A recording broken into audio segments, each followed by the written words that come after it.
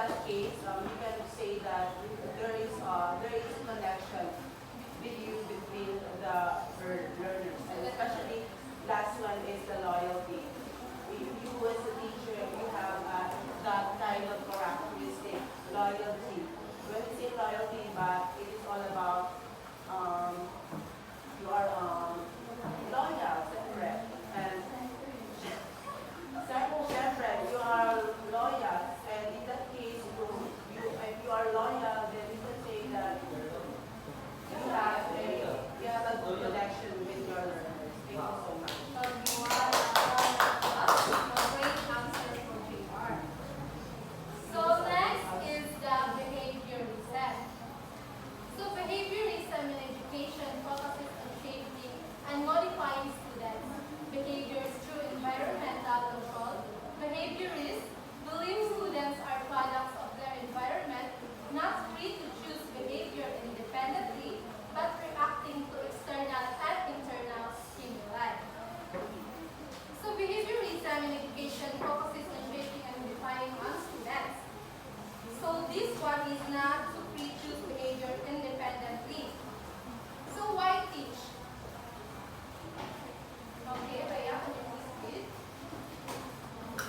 Behavior schools are concerned with the modification and shaping of students' behavior by providing for a favorable environment, since they believe that they are a product of their environment. They are after students who exhibit desirable behavior in society. So behavior by providing for a favorable environment. So one example is that for that is a teacher praises a student for submitting homework on time. So it encourages the students for doing the great job of a student, right? Yes. If you are a teacher and you have task to have, if you have given a task to the student, and the student is like she give her homework or assignment on time, so you as a student, you as a teacher will be proud of that student. So next is the what to teach.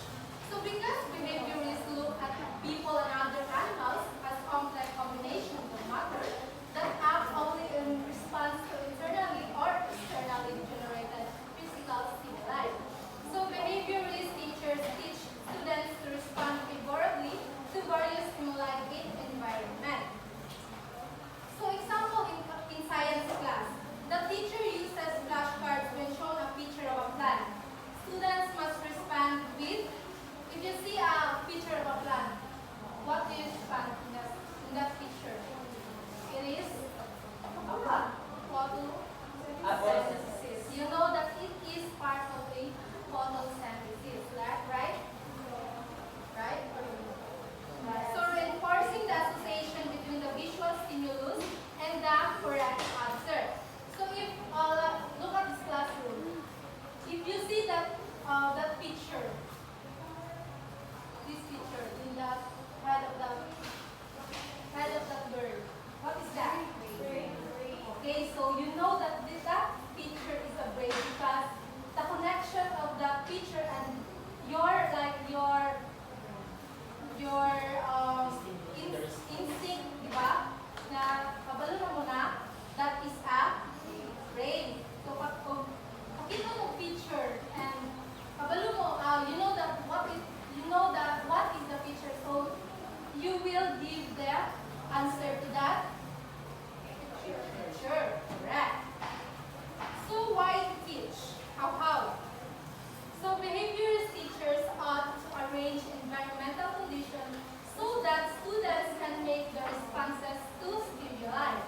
Physical variables like light, temperature, arrangement of furniture, size, and quantity of visual aids have to be controlled to get the desired responses from the learner. So, like for example, giving a sticker or a small prize when a student answers correctly, right? Diba?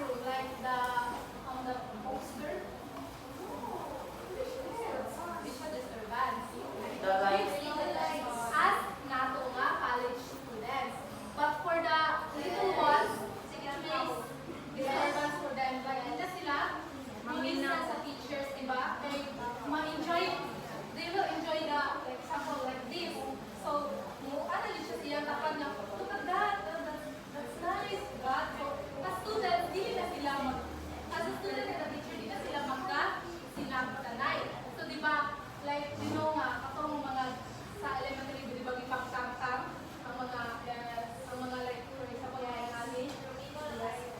Pero, naka-boring siya for the students, pero una sila i-way nila para ang mga students mag-ina sa teacher. Mag-ina siya sa mga teachers. Teachable rin. Na iba. So, okay. The last one. Linguistic philosophy. Flora, can you read?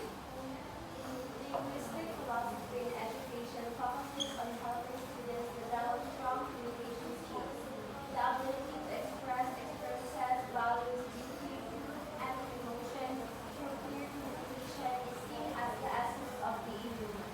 Okay. So, in linguistic philosophy, it focuses on the language, educational thought, communication, and practice. So, why teach? Why teach the linguistic philosophy? Okay. To develop the communication skills of the learner, because the ability to articulate, to voice out the meaning and values of things that one obtains from his or her experience of life and the world is very essence of learning. So teachers teach to develop in the learners the skills to send messages clearly and receive correctly. So example for that is a student shares a story about overcoming fear. Using rich descriptive language, my classmates listen carefully and respond thoughtfully, showing both clear and expression and good listening. So, nasya you are not communication like between the two students who were shared the stories. Like for example, when you, like example, Christine, and speak siya ni Ninya ang story. So, si Ninya, she listened carefully to Christine. So, when Christine asks a question to Ninya, so Ninya will answer the question what Christine is asking her. Do you understand what is why teach in linguistic philosophy? Yes. Okay. Next is what to teach. So learners should be taught to communicate clearly, how to send clear, concise messages, and how to receive and correctly understand messages sent. So communication takes place in three ways: the verbal, non-verbal, and the paraverbal. When you say verbal, it's spoken or written words. Diba? Yes. What example of the spoken or written words? Exactly what you're doing right now. Speech. What? Like for example, an essay, right? Writing a letter. Yes. Giving oral presentation. Practicing writing clear. Next is the non-verbal. So in non-verbal, it is body language like gestures, posture, facial expressions. So teaching students how standing confidently in front and making eye contact makes communication stronger, diba? If you make an eye contact with your students, hindi na siya maka-lingi-lingi bisag ako. So that student will listen to you carefully. Kay yung eye contact mo